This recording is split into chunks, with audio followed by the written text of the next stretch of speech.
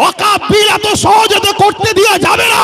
তাতে লক্ষ যুবকের বুকে তাজা দিতে রক্ত দিতে হলেও আমরা দিতে রাজি আছি, রাজি না রাজি নয়। 14 বছর ধরে আমার দেশের প্রধানমন্ত্রী তিনিও চাদর পাঠাচ্ছে। আরে কত বড় আপনি নিমক হারাম, আপনি নিজে চাদর পাঠিয়ে সেই বাজার থেকে আজকে ভাঙার চক্রান্ত করছে। আজকে গরিবী নওয়াজের মাজারকে যারা তুলতে বলছে, প্রয়োজন হলে আমরাও এখান থেকে হুজুরের রওজাতে যেতে রাজি আছি না নয়? সত্যি করে বলো রাজি আছি না নয়? উঠে দাঁড়ান, কারা যেতে পারবে? এই লড়াই কিন্তু শেষ থেকে ছাড়তে হবে। সবাই আমরা একসাথে হয়ে অন্য রাজ্যের মানুষদের এক হয়ে আমরা যাব দিল্লিতে। সংবিধান ও দেশকে মিটাচ্ছে, তাদেরকে না বাতে আমরা যাব, রাজি আছে। আপনারা দেখছেন পিছনে লেখা আছে ওয়াকফ বাঁচাও, দ্বিতীয় লেখা আছে ওবিসি সংরক্ষণ বাঁচাও, 3 নম্বর লেখা আছে মাদ্রাসা শিক্ষা বাঁচাও। আমি বড় শ্রদ্ধার সাথে বলছি, এই যে কথাগুলো বলছি, ডক্টর বাবা সাহেব আম্বেদকরের রচিত সংবিধান আমাদেরকে বলার পাওয়ার দিয়েছে। নিশ্চয়ই আপনারা জানেন 6 ডিসেম্বর 1992 বাবরি মসজিদকে একদল অশুভ শক্তি ধ্বংস করেছে। এর পিছনে কারণটা কি জানেন? এই দিনটা কেন নিল 1992 6 ডিসেম্বর? এই 6 ডিসেম্বরটা কেন নিয়েছিল জানেন?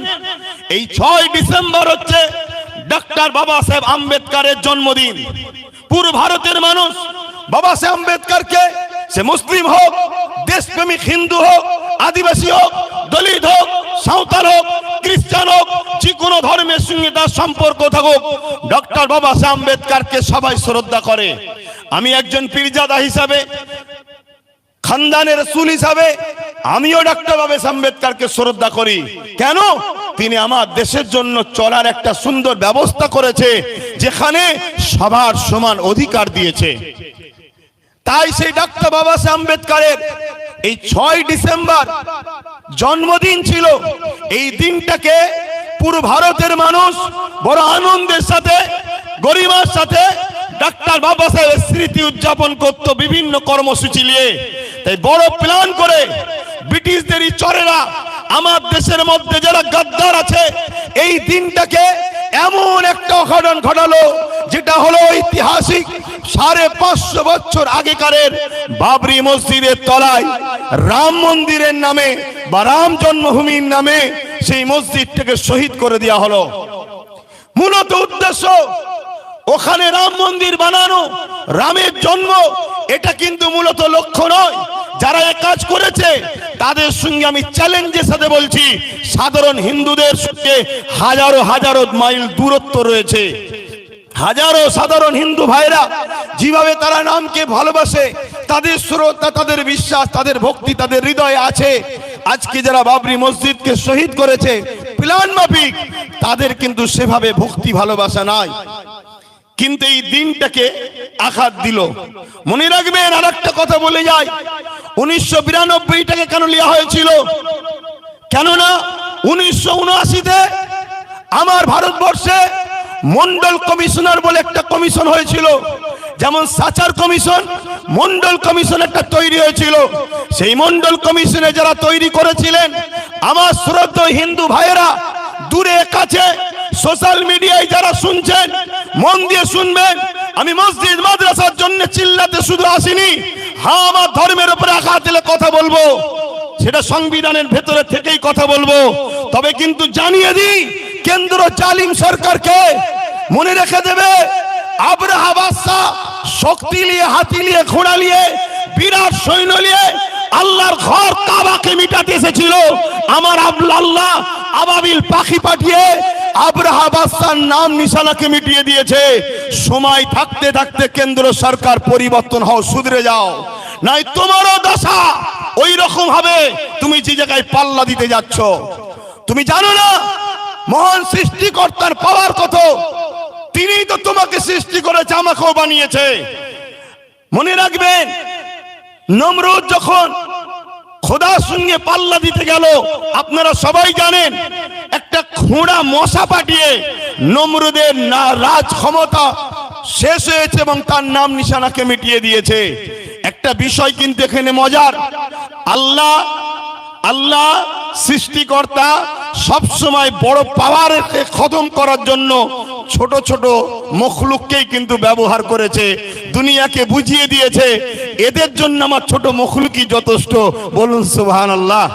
তা আমার যেটা বলার উদ্দেশ্য, প্রত্যেকটা হিন্দু ধর্মের বর্ণের ভাষার মানুষকে শ্রদ্ধা জানিয়ে বলছি, আপনারা জানেন 1992 সালে কেন এই বাবরি মসজিদকে শহীদ করা হলো, কেন এই সময়টা টার্গেট করা হলো? 1989, 79 বা 80-তে এই মন্ডল কমিশন প্রকাশ হয়েছিল, যার মধ্যে যারা এই কমিশন করেছিল তিনারা বলতে চেয়েছিল হিন্দু সমাজের মধ্যে যারা পিছকে বর্গের রয়েছে তাদের অবস্থা খুবই খারাপ, তাই তাদের বিকাশের জন্য, তাদের উন্নতির জন্য, তাদের এগিয়ে আসার জন্য সংখ্যা অনুপাতে একটা কোটা তৈরি করতে হবে, 27% সংরক্ষণ দিতে হবে চাকরিতে। কত পার্সেন্ট একটু বলবেন ভাই? 27%। আজকে কেন আকাবের পিছনে লেগেছে ওটাও বলবো। 27% সংরক্ষণ দিতে হবে। 27% সংরক্ষণ কাদের দিতে হবে? হিন্দু সমাজের পিছকে বর্গে যারা রয়েছে সেই শ্রেণীর মানুষকে, যাতে মূল স্রোতে সর্বদিক দিয়ে উঠে আসতে পারে। কিন্তু এই বিষয়টা আরএসএস সংঘ পরিবার পছন্দ করলো না, তাই বড় প্ল্যান মাফিক আমার হিন্দু ভাইদেরকে এই যে 27% সংরক্ষণ থেকে মাইন্ডটাকে ডাইভার্ট করার জন্য 1992-এ ধর্মের সুশ্রী দিয়ে বাবরির ওখানে রামের জন্মভূমি, যে যা ধর্মকে ভালোবাসে এই হিন্দু ভাইয়েরা রামের ভালোবাসায় যাতে ওদের 27%-এর কথা ভুলে গিয়ে ধর্ম ধর্ম ধর্ম রাম রাম করে ছুটে বাবরিকে ভাঙতে যায়, যাতে করে 27%-এর কথা ভুলে যায়। কিভাবে পরিকল্পনা চলছে আমার হিন্দু ভাইয়েরাও শোনেন। আজকে কেন্দ্রে বিজেপি সরকার 2014 থেকে আসার পর বলুন আমার হিন্দু ভাইদের জন্য কটা চাকরির ব্যবস্থা করেছে? আজকে রেলকে বিক্রি করে দিল। রেলে হকারি করে কারা? 100-র মধ্যে 95টা হিন্দু ভাইরা। আজকে এলআইসি কে বিক্রি করে দিল। এলআইসি চাকরি করে কারা? 100-র মধ্যে 100টাই হিন্দু ভাইরা। কেন? এলআইসি সুদ আমাদের জন্য হারাম, মুসলমান করে না। আজকে এয়ারপোর্ট বিক্রি হয়ে গেল, দেশটাকে অর্ধেকের বেশি বিক্রি করে দিয়েছে। কিন্তু এতদিন ধরে পাকিস্তান পাকিস্তান পাকিস্তান দেখি আমার সরল প্রাণ ভারতীয় হিন্দুদের ভোটকে লুটেছে। পাকিস্তান আর খাচ্ছে না, তাই নতুন করে এখন বাংলাদেশ বাংলাদেশ বাংলাদেশ, এটা একটা সাজানো নাটক চলছে। আমি হিন্দু ভাইদেরকে শ্রদ্ধার সাথে বলছি, তোমরা আমার ভাই, আমিও তোমাদের ভাই। এদেশ তোমাদের যতটা, এদেশ শিখ পাঞ্জাবি সবার যতটা, তোমার এই ভাইয়ের এদেশে অধিকারও ততটা।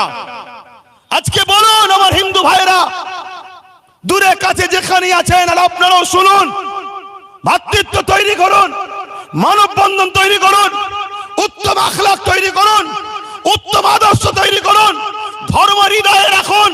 বাইরে আপনি মানুষ, এই মানুষের পরিচয় নিয়ে চলুন। ধর্ম বাইরে নেবেন না, ধর্ম বাজারে ঘোরার জিনিস নয়, ধর্ম মার্কেটে নিলাম করার জিনিস নয়, ধর্মে হই হই করার জিনিস নয়। ধর্ম তো আস্থার জিনিস, ধর্ম তো ভালোবাসার জিনিস, ধর্ম নিলামে তোলার জিনিস নয়, ধর্ম কম্পিটিশনের জিনিস নয়। ধর্ম বাঁচাবার জন্য তরোয়াল অস্ত্র লাগে না, ধর্ম বাঁচাবার জন্য তোমার একটা ভালো মন, ভালো হৃদয় দরকার, যে হৃদয়ে তোমার ধর্মটা বাঁচবে। আজকে বড় দুঃখের সাথে বলতে হয়, ইউক্রেন আর রাশিয়ার যখন লড়াই হচ্ছিল, আমাদের সাহেব, বুঝতে পারছেন তো নাকি, আমাদের সাহেব ওই গুহার মধ্যে ক্যামেরাওয়ালাকে নিয়ে যে নিলাম করে দেখছিলেন, বুঝতে পারছেন না? আমাদের সাহেব ফোন করেছে নাকি ইউক্রেন আর রাশিয়ার যুদ্ধ বন্ধ হয়ে গেছে, সামান্য একটা ছোট্ট দেশ বাংলাদেশ, ও দেশে যদি আমার হিন্দু ভাইদের উপরে জুলুম হয়, তাহলে আপনি কি করছেন? পার্টি করছেন, পিকনিক করছেন, না হালো বিছানার উপরে ঘুমিয়ে আছেন?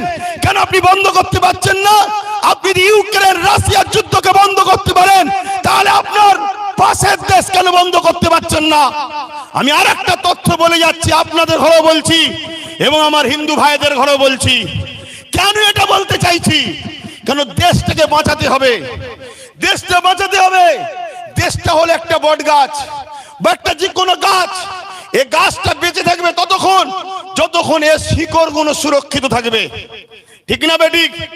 এর শিকড়গুলো, এর একটা শিকড়ের নাম হিন্দু, একটা শিকড়ের নাম মুসলমান, একটা শিকড়ের নাম শিখ, একটা শিকড়ের নাম আদিবাসী, একটা শিকড়ের নাম দলিত, একটা শিকড়ের নাম সাউথ কি বলে সাঁওতাল। বিভিন্ন এক একটা শিকড় সবকটাই গাছের জন্য কিন্তু মজবুত। যদি একটা শিকড় কেটে যায় মূলত আমার দেশ অর্থাৎ গাছটা দুর্বল হবে, দেশটা দুর্বল হবে। আজকে হিন্দুর দরদ দেখাচ্ছে কেন্দ্র সরকার, বাংলাদেশ নিয়ে বড় মিডিয়া গরম করছে, বাংলাদেশ অশান্তি তৈরি করছে। কিন্তু আমি জানতে চাই আমাদের পাশে নেপাল 95% হিন্দু, সেই দেশের সঙ্গে ভারতের সম্পর্ক ভালো নেই কেন? কেন্দ্র সরকারকে জবাব দিতে হবে।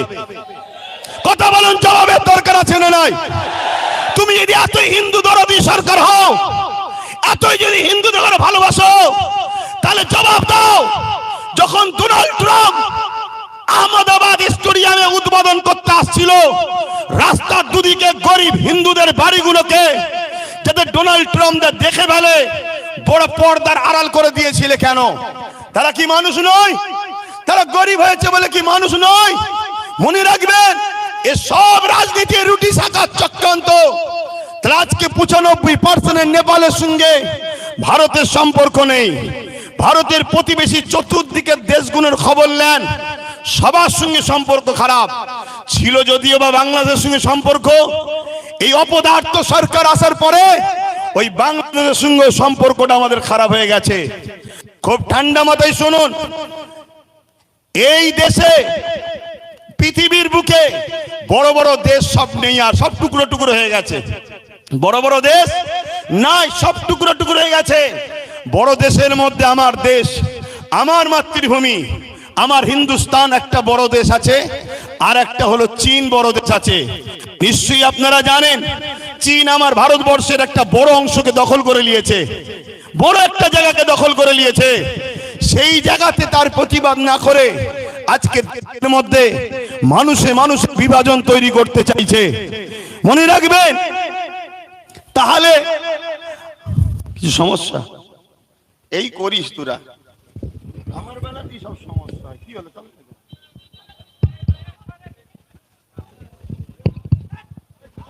আস্তে আস্তে আস্তে এই ধৈর্য ধরতে হবে। ডিসিপ্লিন সব থেকে বড় জিনিস। এ লড়াই আজকে শেষ নাকি? নিশ্চয়ই আওয়াজ দিচ্ছি, শুনেছেন তো নাকি? হ্যাঁ, আমি এখান থেকে প্রকাশ্য বলে যাচ্ছি, এতে আমার হিন্দু ভাইয়েরা ভুল বুঝলে কিছু করার নেই। বাবরি মসজিদ ছিল, আছে, থাকবে। বাবরি মসজিদকে নতুন করে আমরা তৈরি করব, বলুন ইনশাল্লাহ, বলুন ইনশাল্লাহ। তবে বাবরি মসজিদ তৈরি করতে গিয়ে রাম মন্দির ভাঙতে লাগবে নাকি? না। কেন লাগবে না? যেখানে বাবরি মসজিদ ছিল ওখানে ফাঁকা আছে, ওখানে রাম মন্দির করেনি।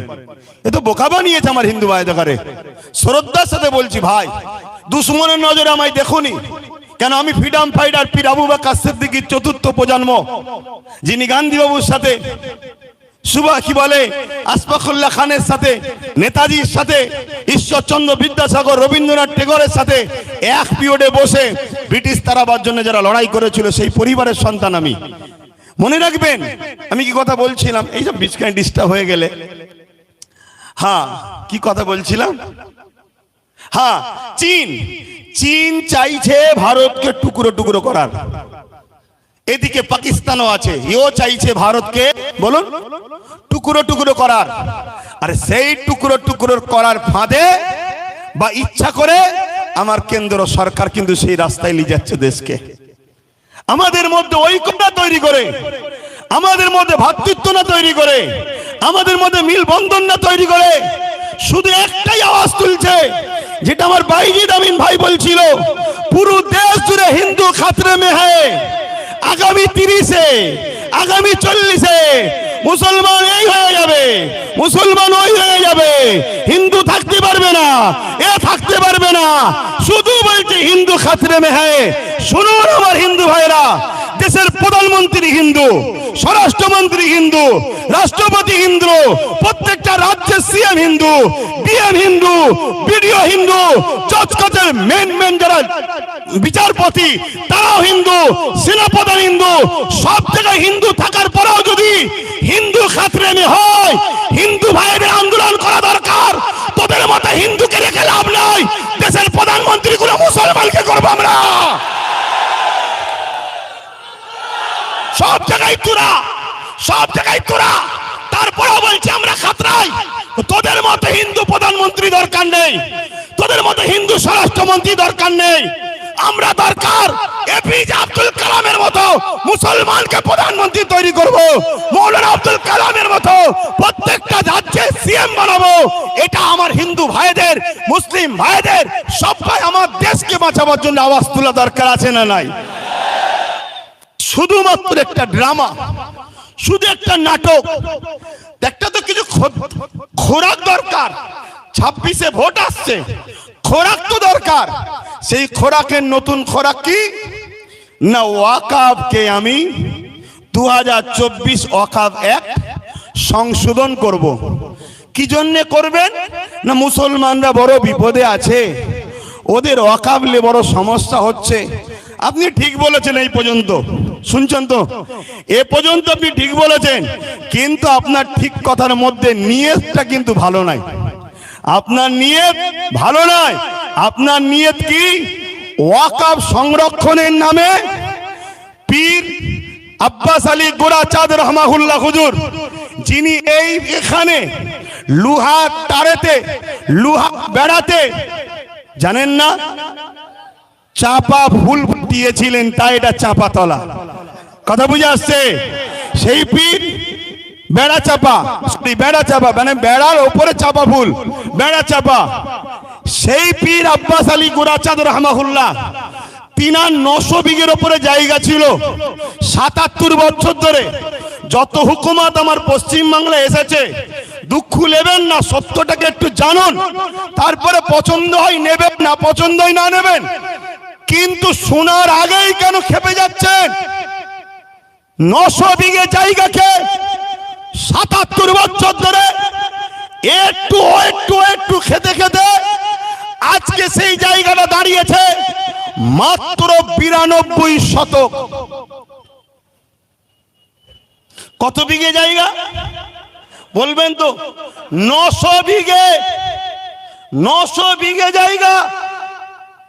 আমার রাজ্যের হিসাব দিচ্ছি, তাহলে বুঝবেন কেন্দ্র হঠাৎ করে বিল কেন করতে চাইছে।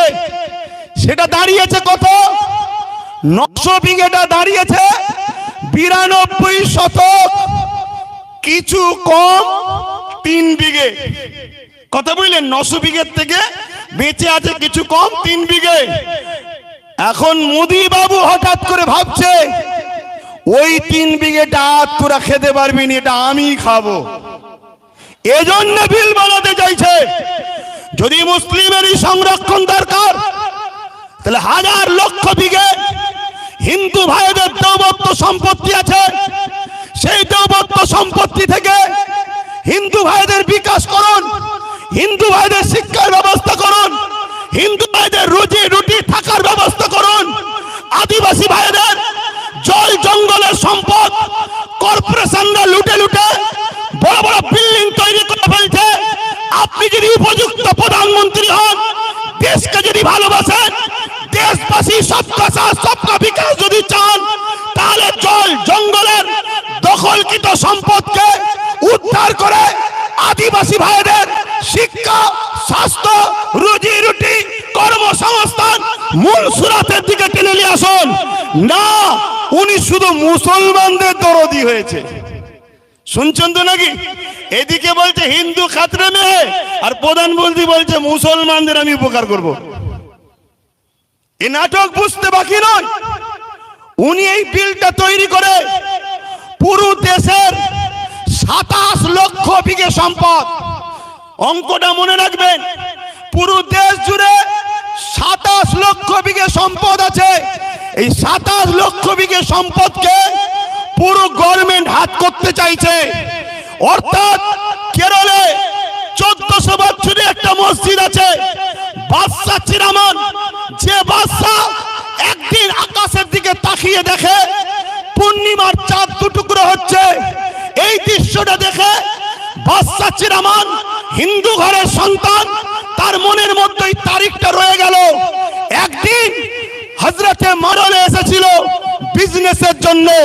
বাদশা চিরামান মাওলানা হযরতে আব্দুল মালিক হুজুরকে জিজ্ঞাসা করলেন যে এই দিন চাঁদ দুটুকরো হয়েছিল, আপনারা তো আসমানি কিতাবের খবর রাখেন, বলতে পারবেন কি হয়েছে?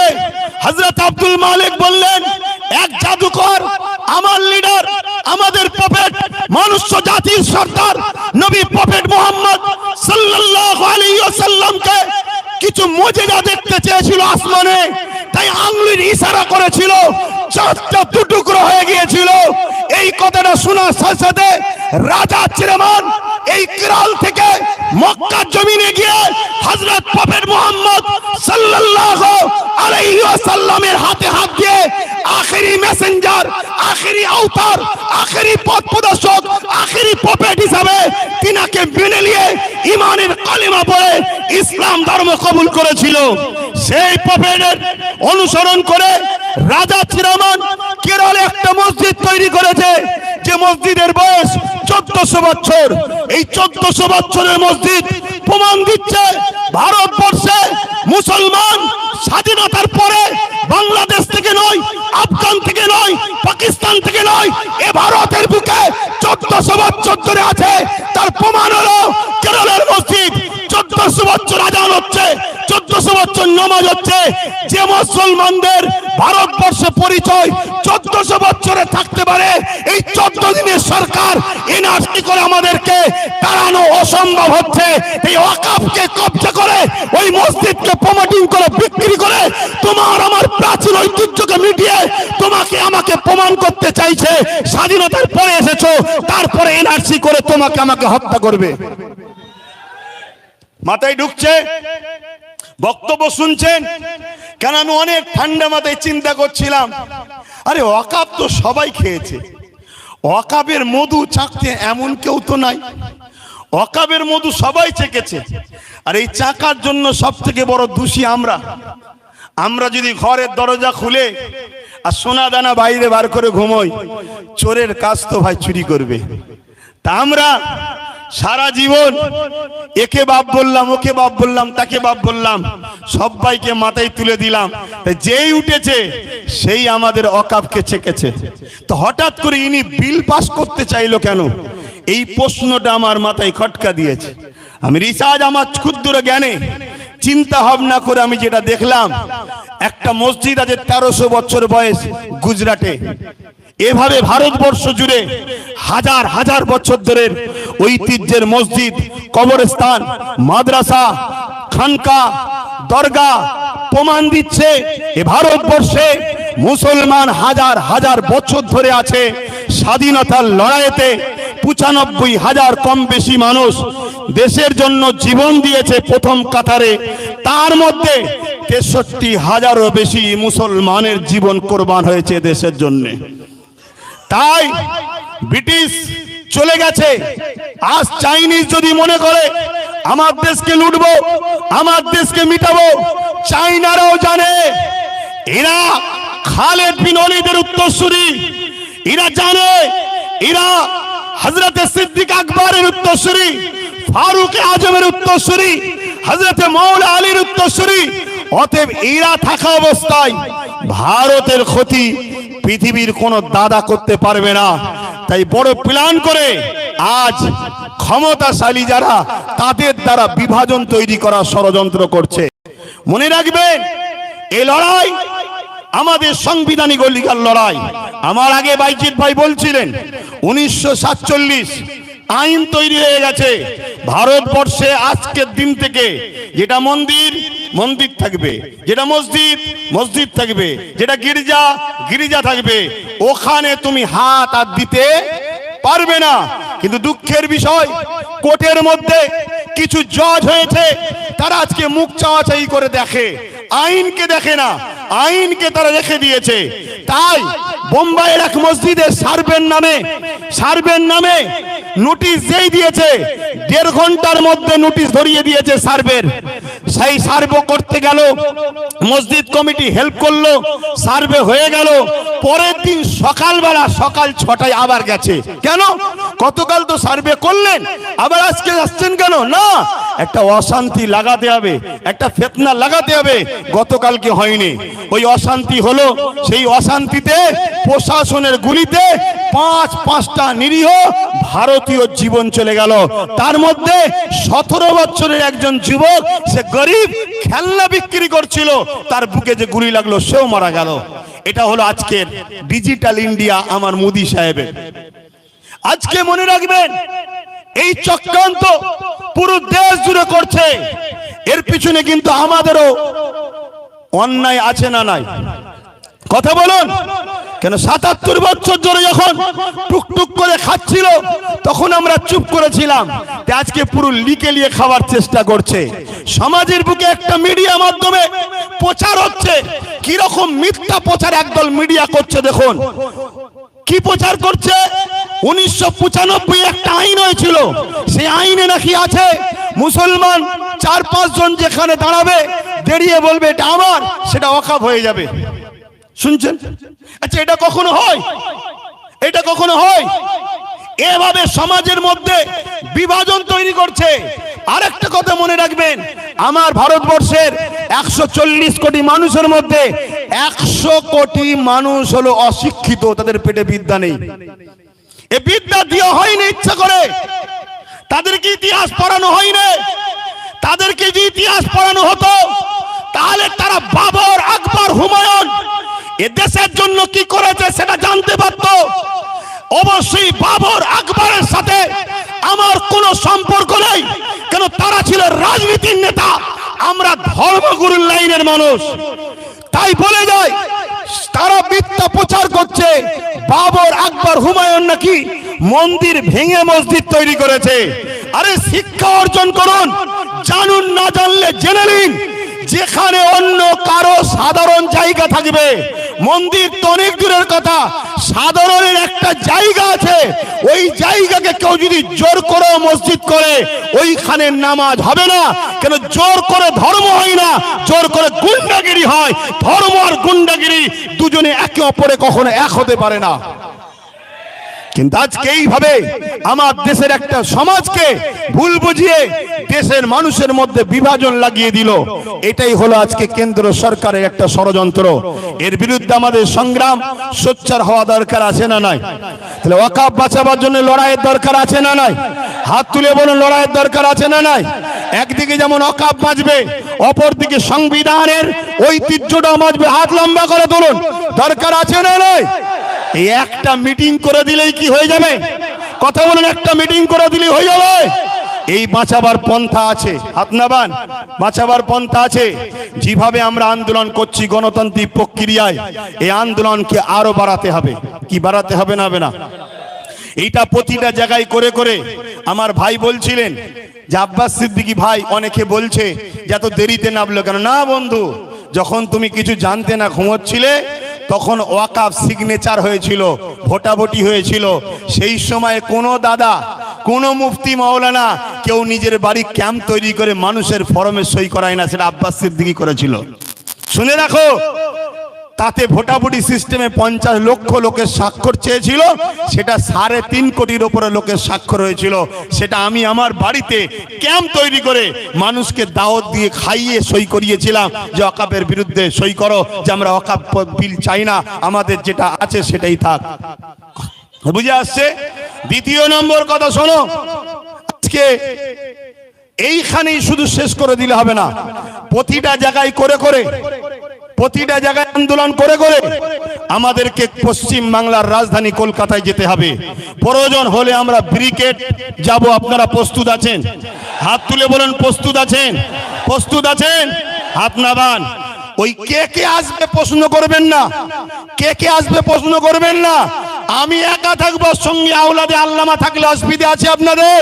হাত তুলে বলেন, অসুবিধা আছে কেন? আমরা জানি, আমরা জানি, ইতিহাসের পথে সাক্ষী দিচ্ছে, যতবার আমরা লড়াই করেছি সংগ্রাম করেছি, সংখ্যা বেশি হলে আমরা জিতিনি, আমরা সংখ্যা কমে জিতেছি। সংখ্যা বেশি হবে আর তার মধ্যে যদি মুনাফেক ঢুকে যায় তাহলে আমাদের হার কিন্তু অনিবার্য, হারতেই হবে। কেন মুনাফেক তোমার ঘরের ঘাটি টাটি প্ল্যান সব জানিয়ে দেবে। কেন আমরা তো দেখছি ঠিক এমনই জিনিস হচ্ছে। কটায় আজান হবে? টাইম আছে? তার টাইম আছে, আর 5 মিনিট বলবো। একটু সবাই সাক্ষী দেন, কেন কাজ কাম ছেড়ে এসেছে। 5 মিনিট, হ্যাঁ একটু মন দিয়ে শোনেন। আমরা তো দেখছি সেই প্রবাদ বাক্য আছে না, পাড়ায় চোর পড়েছে, সবাই বেরিয়ে পড়েছে, চোর ধরো চোর ধরো চোর ধরো। আর চোরও ওই বিষখানে ঢুকে বলছে চোর ধরো চোর ধরো চোর ধরো, বলছে না বলে না? আরে কলকাতায় ভিআইপি জায়গা ওয়াকাফের রাজ্য সরকারের আজকে আমলা বলেন, নেতা লিডার বলেন, তারা সব দখল করে বসে আছে। তারা আবার ময়া কাঁদা নেবে, কাঁদছে মুসলমান, চিন্তা করেনি আমরা তোমাদের ওয়াকাফ বাঁচিয়ে দেবো। আচ্ছা বলুন, এটা কি ধোঁকা নয়? কথা বলেন, ধোঁকা না ধোঁকা নয়? কেন আমরা নাম ধরে বলতে পারি, কালীঘাটে টিপু সুলতানের সন্তানের মাজার রয়েছে, তার কবরের ওপরে দোকান হয়ে গেছে, ওটা ওয়াকাফের জায়গা। আমি বললাম না আপনাদের পীর গোড়াচাঁদ আব্বাসী হুজুরের 900 বিঘে জায়গা আজকে হয়ে দাঁড়িয়েছে কত? 92 শতক। এই লড়াইটা করতে হবে, কিন্তু এই লড়াই কোন গাদ্দার মুনাফিককে নিয়ে নয়। এই লড়াই আমরা সংগঠিত হব। প্রকৃত যারা সংবিধানকে ভালোবাসে, প্রকৃত যারা ইমানদার, আমরা সংগঠিত হয়ে এই লড়াই শুরু করেছি। ইনশাআল্লাহ এই লড়াইয়ের শেষ ইনশাআল্লাহ আমরা করেই দেখাবো, বলুন ইনশাআল্লাহ। আরেকটা ছোট্ট নমুনা দিয়ে যাচ্ছি। এই নদী পার হলেই উপারে চুচুড়ায় একটা মসজিদ আছে, মাদ্রাসা আছে, 1000 বছরের, যারা আজকের বাজার 10-20 হাজার কোটি টাকা, সেই সম্পদে তালা মেরে দিয়েছিল আজকের যিনি সরকার রয়েছে কেন্দ্রে, এই রাজ্যে তালা মেরে দিয়েছিল। অনেকে আন্দোলন করেছে, খুলতে পারে না। অনেকে আন্দোলন করেছে, খুলতে পারে না। মাত্র 12 থেকে 15 হাজার যুবক নিয়ে আহলে সুন্নাত ওয়াল জামাত আন্দোলন করেছিল। তালা খুলে আসর মাগরিবের নামাজ পড়ে সেখান থেকে এসেছিলাম আমরা। কারণ ইমানদার কখনো হুকুমতকে ভয় করে না, ইমানদার সৃষ্টিকর্তাকে ভয় করে। ইমানদার বোমকে ভয় করে না, কামানকে ভয় করে না, বন্দুককে ভয় করে না, শাসকের রক্তচক্ষুকে ভয় করে না। ইমানদারের হৃদয়ে আল্লাহর ভয় রয়েছে। তাই যখন আমরা 4টে পর্যন্ত পারমিশন ছিল, 4টে পার হচ্ছে, আমরা দাবি রেখেছি নামাজ পড়বো, তারপরে ঘরে যাব, আর নাই খাটিয়া করে যাব। তখন র‍্যাব না বাজছে, র‍্যাব ভয় দেখাচ্ছে, র‍্যাব না বাজছে। আমি মাইকে বলেছিলাম আজ আমরা 14-15 হাজার র‍্যাব নিয়ে দিয়ে পিটবে, সংবিধান বিরোধী কাজ করবে। কাল থেকে যেখানে পাবো সেখানে আমরাও পিটিয়ে দেখিয়ে দেবো। এ দরকার আছে না নাই? আমরা কি এদেশে জন্ম হয়েছি শুধু লাঠি খাবার জন্য, মার খাবার জন্য, ভিক্ষা লিবার জন্য? আমরা সংবিধান বিরোধী কোনো কাজ করিনি, আগামীতেও করবো না, ঠিক না বেটি? তুমি আমার মসজিদে তালা মারবে, আমার মাদ্রাসায় তালা মারবে, আর আমি বলতে গেলে তুমি প্রশাসনের পাওয়ার দেখাচ্ছ। ওই প্রশাসন তোমাকে তো আমরা দিয়েছি। তাই আজকে সংখ্যা কম মেরে নেবে, কালকে বাংলা জুড়ে যেখানে পাবো প্রতিশোধ তুলে সংবিধানের হক আদায় করে দেখিয়ে দেবো। সংবিধান রাইট দিয়েছে না দেয়নি? কথা বলুন, দিয়েছে না দেয়নি? আব্বাস সিদ্দিকী ফালতু বকছে না। সংবিধান বলেছে কেউ যদি তোমার উপরে জুলুম করে, রাইট আছে তুমি প্রতিশোধ নাও, রাইট। আর মনে রাখবেন, ইসলাম জুলুম করাকে হারাম করেছে। ভাই বলছিল না ডিফেন্স করাকে ইসলাম জায়েজ করেছে। ডিফেন্স, আমাকে মারবে, আমার কবরস্থান, আরে কালকে তোমার আমার দাদুকে কবর দেবে না পুড়াবে, সেই অস্তিত্বের লড়াই চলছে। তো সংবিধান যখন তোমায় রাইট দিয়েছে, তুমি লড়াই করবে না করবে না? কথা বলো, করবে না করবে না? কিন্তু এই লড়াইটা করবে কার সাথে? যারা বিগত 77 বছর যারা ওয়াকাফ খেয়েছিল, মসজিদকে লুটেছে, মাদ্রাসাকে লুটেছে, কবরস্থানকে লুটেছে, তাদেরকে পাশে করলে লড়াই করবে নাকি? এ কথা বলো। কারণ এই সমাজে 2 ধরনের ওয়াকাফ নিয়ে লড়াই হচ্ছে। একদল লড়াই করছিস, ভাই তুইও তো ওয়াকাফ খেয়েছিস রে, তুই তো যারা ওয়াকাফ খায় তার সঙ্গে তোকে দেখা গেছে, তুই আজকে চিল্লাচ্ছিস কেন? সে বলছে ভাই বুঝিস না কেন, এ তো ভাগ দিত, মুদি নিলে ভাগ দেবে না, তাই তো লড়াই করতে নেমেছি। মুদি যদি ভাগ দেবে বলে, এ কিসের লড়াই আবার? কথা বুঝছেন না, বোঝেন না? আর এক দল লোক লড়াই করছে। আলহামদুলিল্লাহ, আল্লাহকে সাক্ষী রেখে বলছি, লড়াই করছি আমার ইমানের অস্তিত্ব, আমার দ্বীনের অস্তিত্ব, আমার সংবিধানের উপরে কেন্দ্র সরকার হাত দিয়েছে, তাই ইমানের দায়িত্বে লড়াই করছি। তো ভাইরা আমার, তাই বলবো লড়াই করতে হবে। তাহলে এই ডাক আগামী দিন ঘুরতে ঘুরতে বাংলার অলিতে গলিতে আমি দেখছি ভাইরা যদি চান, আপনারা যদি চান আগামী দিন বাংলা রাজধানী ব্রিগেড হবে, রাজি আছেন তো নাকি? রাজি আছেন তো নাকি? হাত নামান। ধোকা দেবেন না তো? ধোকা দেবেন না তো? কেন ধোকা অনেকে দিয়েছিল বলে মন খারাপ করে চুপ করেছিলাম। ভাই অনেক বুঝিয়েছে, দুজন দিয়েছে বলে 500 জনকে আপনি কষ্ট দিচ্ছেন কেন? কথা ঠিকই, কিন্তু যার দিল ভাঙে সে কষ্টটা সে বোঝে। কিন্তু আজ আবার আপনাদের স্বার্থে, আপনাদের স্বার্থে, দেশের স্বার্থে, নিজের অস্তিত্ব, নিজের ধর্মীয় স্বাধীনতার অস্তিত্বের স্বার্থে আমি আবার নেমেছি, ধোকা যেন না হয়। মনে রাখবেন, আর একটা বিষয় বলে যায়, আপনারা তো ওয়াকাফ নিয়ে তো সব শুনলেন, সবাই বক্তব্য দিল, আর একটা কথা শুনবেন না? মাদ্রাসা ধ্বংসের মুখে, জানেন? মাদ্রাসা ধ্বংসের মুখে জানেন?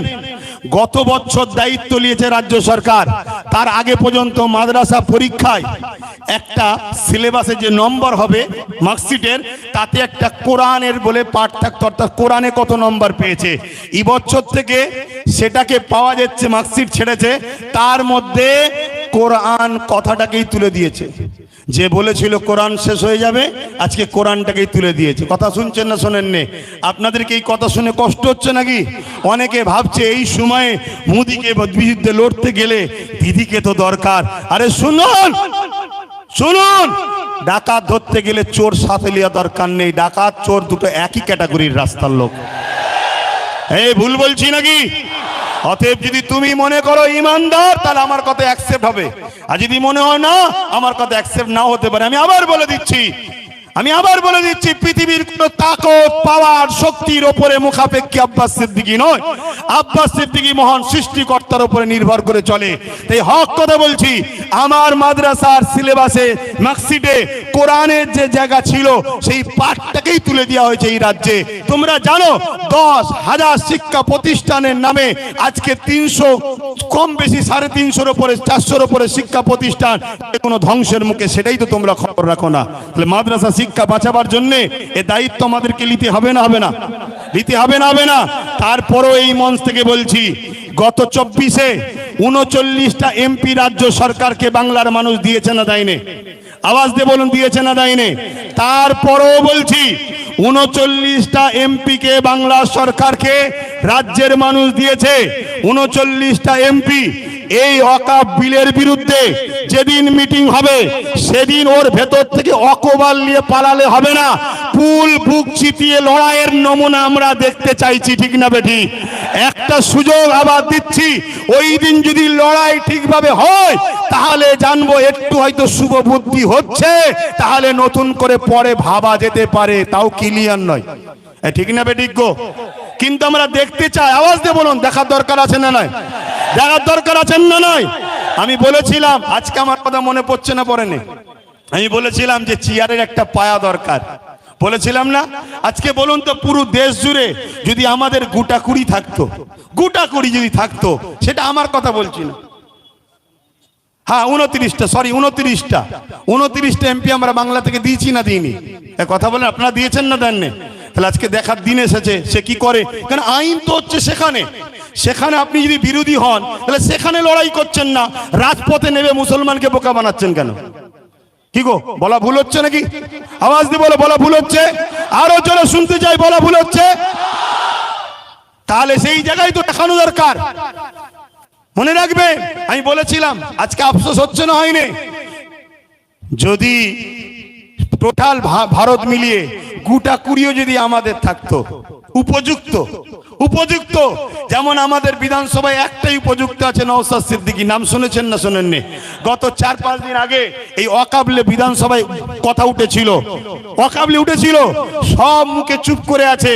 যারা কলকাতায় বিশাল জমায়েত করে চিল্লাচ্ছে সিনিও চুপ করেছিল, কিন্তু নওশাদ সিদ্দিকী সেখানে চোখে চোখ রেখে প্রতিবাদ করেছে, সেখানে আওয়াজ তুলেছে। তাহলে আমি বুঝাতে চাইছি, এভাবে যদি পুরো দেশ জুড়ে আমাদের গোটা 20 যদি এমপি থাকতো, যখনই বলেছিল ওয়াকফ সংশোধনের নামে এই এই এই এই বিল হবে, ওই গোটা 20 মধ্যে থেকেই একজন উঠে একটা ছুড়ে প্রথম মার, কেন তুই দেশের সংবিধানের বিরুদ্ধে কথা বলছিস? কিন্তু আমাদের তো কেউ নেই বাপ, আমাদের তো কেউ নেই, সব হাতছাড়া করে ফেলেছি। আজ শপথ নেন, আমাদের ভুল যদি ভাঙে, সময় যদি আসে, ওয়াকফ বিল এত সহজে করতে দেওয়া যাবে না। তাতে লক্ষ যুবকের বুকে তাজা দিতে, রক্ত দিতে হলেও আমরা দিতে রাজি আছি, রাজি না রাজি নয়। কিন্তু এরপরেও আগামী দিন শুধু রাস্তায় দাঁড়িয়ে দাঁড়িয়ে আমরা লড়াই করবো কেন? রাস্তায় দাঁড়িয়ে দাঁড়িয়ে কতবার চিল্লাবো? তাই আগামী দিন সেন্টার হোক, রাজ্য হোক, সব জায়গাতেই আমাদের পক্ষে উপযুক্ত পায়া দাঁড় করিয়ে রাখা দরকার আছে না নয়? আছে না নয়? অঙ্গীকার করছেন তো নাকি? অঙ্গীকার তো নাকি? আল্লাহকে সাক্ষী রেখে হাত তুলে বলেন, মুনাফিকি নয়, আল্লাহকে সাক্ষী রেখে বলেন। আজকে বড় দুঃখ, আজকে বড় আফসোস, একটা কেউ আমাদের বলার নেই। ওয়াকফ নিয়ে বলবে কে? আমাদের কেউ নেই। মাদ্রাসা সংরক্ষণ, মাদ্রাসা বাঁচাবার জন্য বলবে কে? আমাদের কেউ নেই। ওবিসি, ওবিসি বোঝেন? এই ওবিসি বোঝেন? আকসার লোক তো ওয়াকফ জিনিস কি সেটাই বোঝে না। ওবিসি বোঝেন? ওবিসি হলো একটা সংরক্ষণ, যার মাধ্যম দিয়ে 2-1টা হলেও মুসলমান চাকরি পাচ্ছিল। সেই ওবিসিটাকে বড় প্ল্যান মাফিক গোঁজামিল করে সংরক্ষণ দেওয়ার জন্য, সেটা আজকে কেস হয়ে বন্ধ হয়ে যাওয়ার জন্য এবছরেই 400-র উপরে মুসলিম ডাক্তার তারা বসতে আর পারলো না পরীক্ষায়, তাদের লাইফটা বরবাদ হয়ে গেল এই ওবিসির কারণে। এগুলোকে আপনাদের জানতে হবে। আমি শেষ করছি বক্তব্য, এখানে একটা শেষ কথা বলে যাই। নিশ্চয়ই আপনারা শুনেছেন সুলতান হিন্দ গরিবে নওয়াজ খাজা মঈনুদ্দিন আজমিরি, জিনার দরগাতে দরবারে আমরা লক্ষ লক্ষ মুসলিম হিন্দু সবাই যাই। আর গত 14 বছর ধরে আমার দেশের প্রধানমন্ত্রী তিনিও চাদর পাঠাচ্ছে। আরে কত বড় আপনি নিমক হারাম, আপনি নিজে চাদর পাঠিয়ে সেই বাজারটাকে আজকে ভাঙার চক্রান্ত করছে। আমি যুব সমাজকে জানতে চাই, শুনে রেখে দাও, গরিবে নওয়াজ তিনি, যিনি তিনার ইশারায় ঘোড়া বসেছিল, সেই ঘোড়াকে তোলার এমন করে সেই সময় ক্ষমতাশালীদের ক্ষমতা হয়নি। আজকে গরিবে নওয়াজের মাজারকে যারা তুলতে বলছে, প্রয়োজন হলে আমরাও এখান থেকে হুজুরের রওজাতে যেতে রাজি আছি না নয়? সত্যি করে বলো, রাজি আছি না নয়? উঠে দাঁড়ান, কারা যেতে পারবেন? উঠে দাঁড়ান, উঠে দাঁড়ান, কারা যেতে পারবেন? দিল থেকে বলছেন যেতে পারবেন, যেতে পারবেন। এ লড়াই কিন্তু শেষ থেকে ছাড়তে হবে, কেন বারবার হয়েছে কাউকে খেতে দিলে সে শুতে চাইছে। অতএব এই জায়গা শেষ আমাদেরকে করে ছাড়তে হবে। তাই আপনারা এই জায়গা থেকে পিছপা হওয়ার ব্যাপার নেই। আগামী দিন বিভিন্ন জায়গায় করে করে কলিকাতার রাজপথ আমরা নামবো। কলিকাতায় করার পর পুরো দেশ জুড়ে বিভিন্ন জায়গায় আন্দোলন চলছে। সবাই আমরা একসাথে হয়ে, অন্য রাজ্যের মানুষদের এক হয়ে আমরা যাব দিল্লিতে। রাজি আছেন না নয়? দিল্লিতে শুধু চিল্লাতে যাব না, দিল্লিতে শুধু চিল্লাতে যাব না। যারা সংবিধান ও দেশকে মিটাচ্ছে তাদেরকে নামাতে আমরা যাব। রাজি আছে? এই মাথা যেন মনে থাকে, ধোঁকাবাজি করলে হবে না। জন্মেছি যখন মরবো একদিন, ইনসাফের জন্য লড়বো, মানবতার জন্য লড়বো, দেশের জন্য লড়বো, সংবিধানের জন্য লড়বো। নিজের মাতৃভূমির বসবাসকারী গরিব হিন্দু, দলিত, আদিবাসী, সাঁওতাল, বাগদি সবার জন্য আমরা লড়বো। এতে আপনারা প্রস্তুত আছেন না নয়? আছেন না নয়?